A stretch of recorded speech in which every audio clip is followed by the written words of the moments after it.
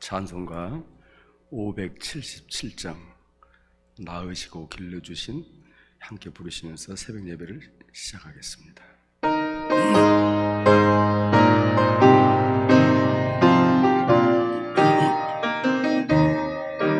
낳으시고 길러주신 어버이의 큰 사랑, 바다보다 넓으시고 산보다도 높은 사랑, 하나님을 경외하신 어버이의 크신 사랑, 내게 주신 크신 은혜, 하나님을 찬양하세. 주님 은혜 감사하며 영광 찬양 할렐루야.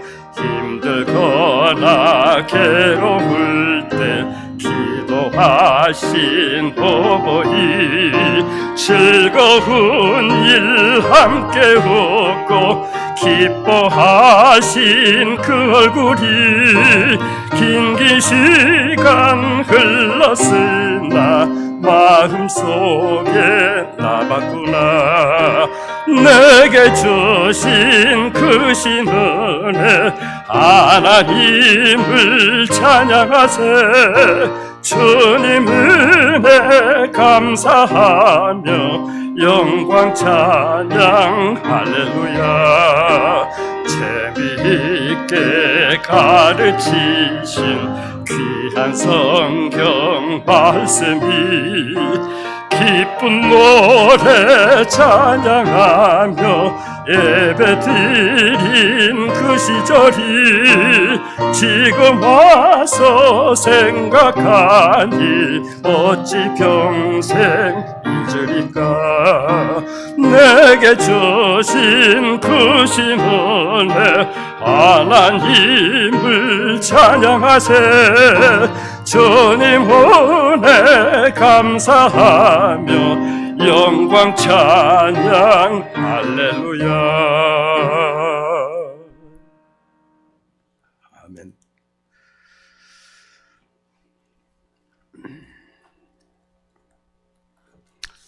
오늘 성경 본문은 마태복음 16장 13절에서 17절까지입니다.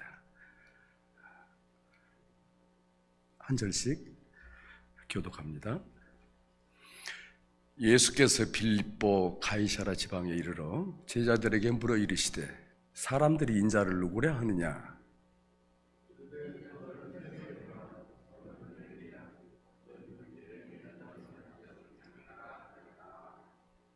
이르시되 너희는 나를 누구라 하느냐.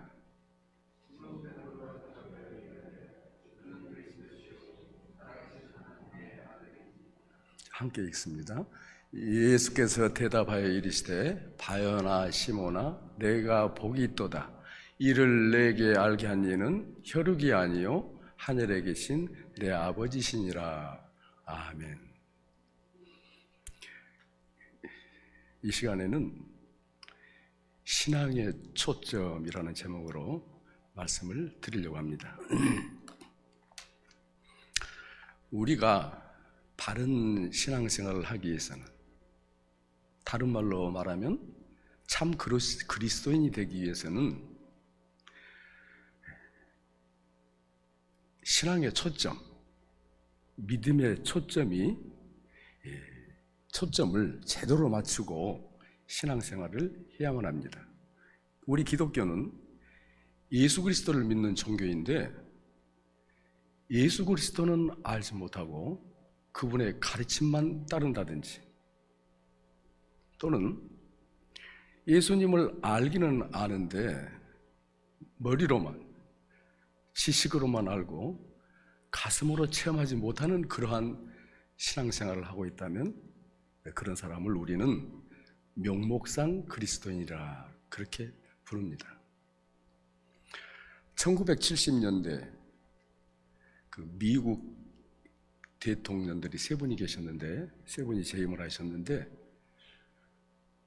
그 대통령들의 그 경제적인 문제의 자문관으로 일하셨던 아더 번제라는 분이 계십니다. 유대인이신데 기독교로 개종하신 분입니다. 그분이 백악관 기도 모임에서 이런 기도를 하셨습니다. 주님, 유대인들이 예수 그리스도를 알게 해주십시오. 그리고 회교도, 이슬람교죠. 이슬람교도들이 예수 그리스도를 알게 해주십시오. 그리고 마지막으로 그리스도인들이 예수 그리스도를 알게 해주십시오. 아멘. 이것이 기도 내용의 핵심입니다.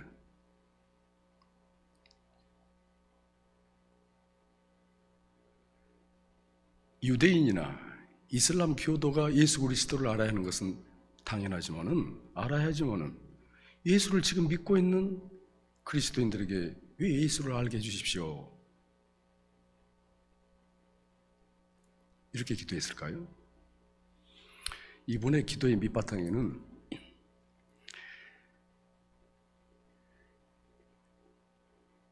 예수 그리스도에 대한 참 지식을 알지 못하고 신앙생활을 하는 사람, 즉 명목상의 그리스도인과 참 그리스도인을 구분하는 기도였습니다. 예수님께서도 2000년 전에 이미 이러한 구별을 하셨습니다. 마태복음 7장 21절을 보면 주님이 이러십니다. 나더러 주여 주여 하는 자마다 다 천국에 들어갈 것이 아니요 다만 하늘에 계신 내 아버지 뜻대로 행하는 자라야 들어가리라. 명목상 그리스도인들은 예수님 시대부터 지금까지 참 기독교의 걸림돌이 되어 왔습니다. 그리고 성경적 신앙을 훼손시켜 왔습니다.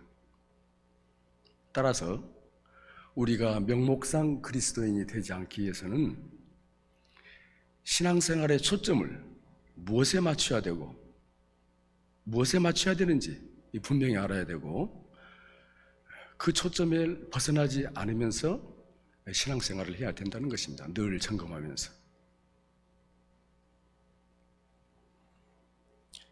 오늘 본문은 예수님께서 3년의 공생애를 거의 마치시고 예루살렘에 입성하시기 전에 제자들에게 던진 질문입니다. 그동안 예수님께서는 제자들에게 많은 가르침과 기적을 보여주셨습니다. 너희들이 이제 교육을 제대로 받았는지 주님께서 점검하시는 겁니다. 내 제자라면은 이것만큼은 분명히 알아야 된다. 제자들에게는 이것이 졸업시험입니다. 본문 13절에서 예수님께서 제자들에게 물으시기를 사람들이 나를 누구라고 하느냐? 또 15절에서는 너희들은 나를 누구라고 생각하느냐? 이렇게 질문하십니다. 이 딱 한 가지 질문입니다. 다른 질문 없습니다.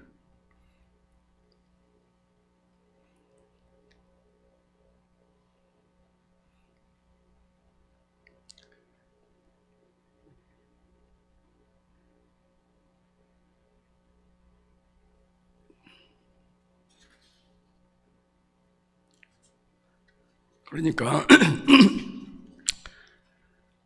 내가 누구냐? Who am I? 즉 예수가 누구냐 하는 것입니다. 성도 여러분, 예수님의 이 한 질문이 기독교의 본질이요 핵심이요 우리가 맞추어 나가야 할 신앙의 초점입니다.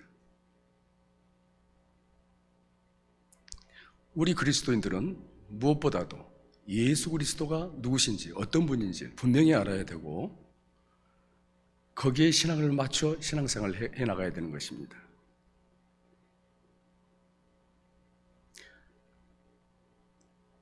만약 예수님께서 내가 누구냐가 아니고 나의 가르침이 무엇이었느냐, 내가 너희들에게 그동안 보여준 기적이 어땠냐, 그 기적을 어떻게 생각하냐? 나를 따름으로써 얻은 복이 무엇이냐? 가르침, 기적, 복, 이것을 물으셨다면 우리 기독교의 본질은 달라집니다. 우리가 맞추어야 할 신앙의 초점은 가르침, 기적, 복으로 바뀌어야 됩니다. 이 신앙과 자기가 선택하는 종교와 누군가의 가르침은 별개의 것입니다. 우리가 잘 아는 인도의 간디, 마하트마 간디, 위대한 인도의 지도자죠. 정신적, 종교적, 정치적 지도자입니다. 이분은 철저한 힌두교인입니다. 그런데 이분 머리맡에는 늘 항상 예수님의 산상수훈을 머리맡에 두고 그것을 읽으면서 산상수훈을 실천하려고 애쓴 사람입니다. 이거는 자기의 신앙과 누군가의 가르침과는 별개라는 것을 보여주는 것입니다.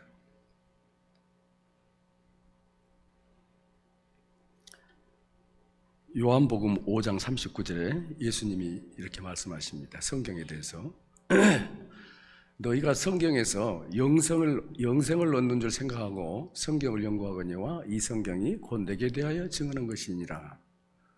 성경은 예수님이 주인공입니다.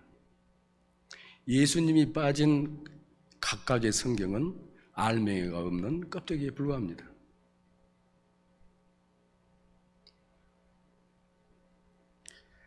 특히 유대인들은 왜 예수님께서 이런 말씀을 하셨느냐 하면 특히 유대인들은 성경을 읽는 목적이 영생이라고 하는 복을 얻기 위해서 성경을 읽었습니다. 요한복음 17장 3절에 예수께서 이렇게 또 말씀하십니다. 영생은 곧 유일하신 참 하나님과 그가 보내신 자 예수 그리스도를 아는 것이니라.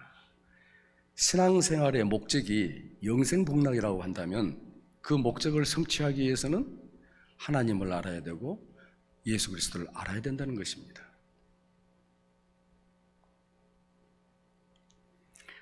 오늘 본문 16장 16절을 다시 봅니다. 베드로의 고백입니다.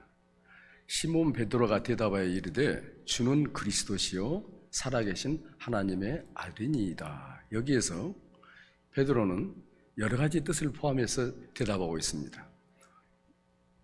우선 예수님은 그리스도라는 것입니다.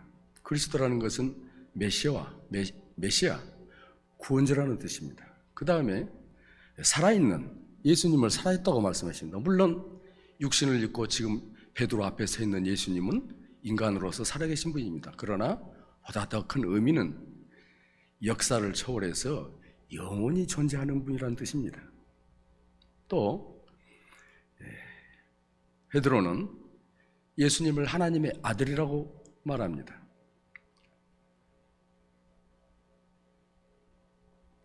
천국에서 내려오신 신의 아들, 즉 신이라는 것입니다.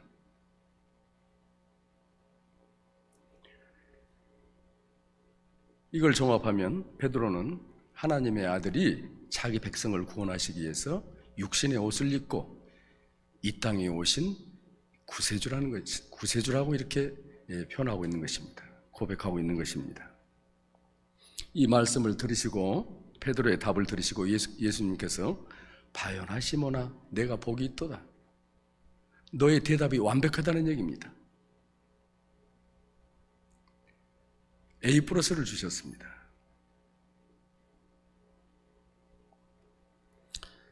예수님이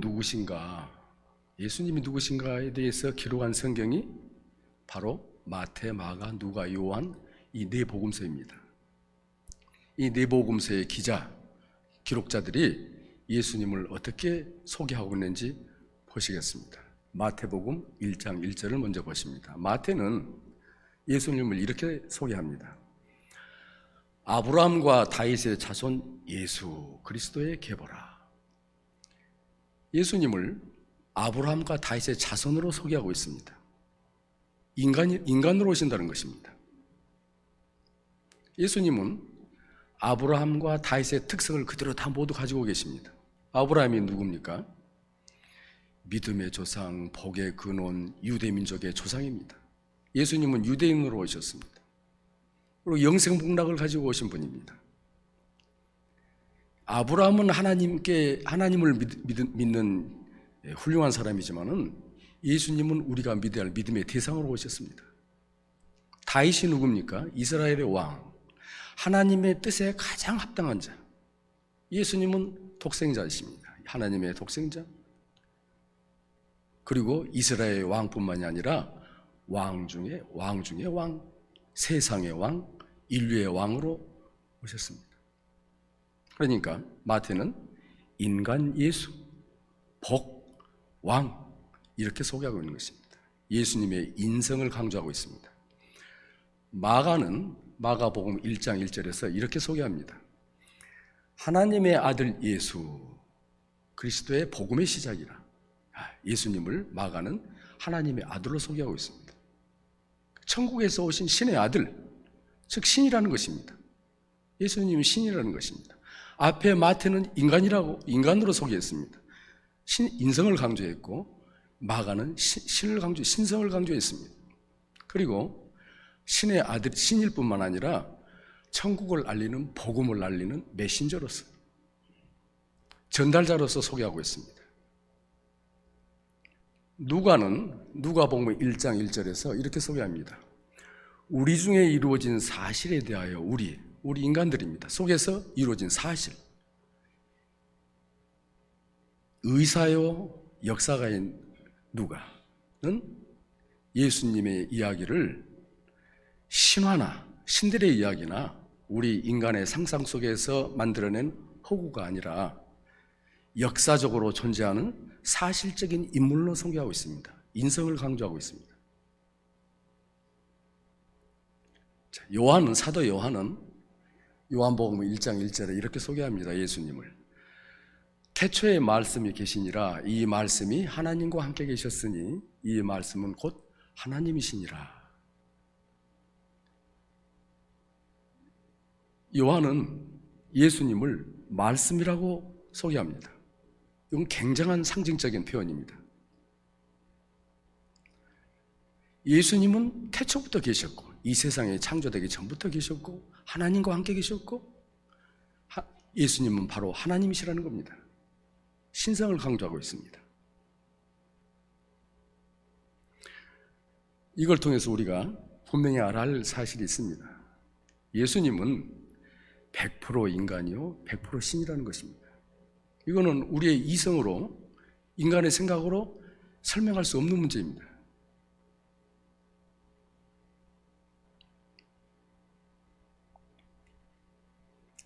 우리 장로교 교리 중에 하나인 12신조, 한번 제가 12신조에 대해서 말씀드린 적이 있었죠. 성경을 모두 요약한 것 12신조인데 12신조 7번에 보면 예수님을 이렇게 소개합니다. 예수님이 어떤 분이신지 이렇게 소개하고 있습니다. 하나님께서 인류를 죄와 부패함과 죄의 형벌에서 구원하고 영생을 주시려고 무한하신 사랑으로 그의 영원하신 독생자 주 예수 그리스도를 세상에 보내셨다. 예수님으로만 하나님께서 육신을 이루셨고 또 예수님으로만 사람이 구원을 얻을 수 있다. 그 영원한 아들이 참 사람이 되사 그 후로 한 위에 특수한 두 성품이 있어 영원토록 참 하나님이시오 참 사람이시다. 예수님은 여기서도 이야기하죠. 영원토록 사람이고 하나님이라는 것입니다. 신이요 인간이라는 것입니다. 예수님은 성령의 권능으로 잉태되어 동정녀 마리아에게 나셨을 때 죄는 없는 분이시다. 예수님은 죄인을 대신하여 하나님의 법을 완전히 복종하시고 몸을 들여서 참되고 온전한 제물이 되사 하나님의 공의를 만족하게 하시며 사람으로 하여금 하나님과 화목하게 하시려고 십자가에 못 박혀 죽으셨다. 그리고 죽은 자 가운데서 3일 만에 부활하신 후 승천하사 하나님 우편에 앉으셨다.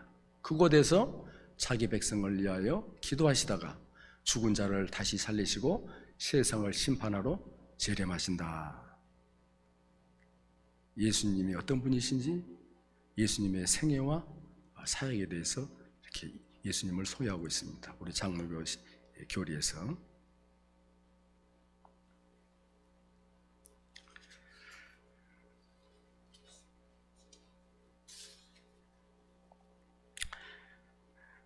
이 시간 새벽 설교를 들으시는 성도 여러분, 우리 신앙생활의 초점을 무엇에 맞춰야 된다고 제가 지금 말씀드렸습니까? 예수님은 누구신가에 맞춰야 된다고 말씀을 드렸습니다. 그 예수님이 누구십니까? 바로 오늘 본문에 나온 베드로의 고백처럼 바로 그 고백이 바로 예수님이십니다. 지금까지 얘기한 모든 것의 요약이 베드로의 고백인 것입니다. 이 베드로의 고백이 우리의 마음판에 새겨져 날로 새롭게 변화되어가는 저와 여러분이 될 수 있기를 예수님 이름으로 축원드립니다. 기도하겠습니다. 하나님 아버지 감사합니다. 주님께서 제자들에게 하신 질문을 통해서 신앙생활의 초점을 무엇에 맞춰야 하는지 알아보았습니다. 주님께서 우리에게 물으십니다. 내가 누구냐? 나를 누구라고 생각하느냐?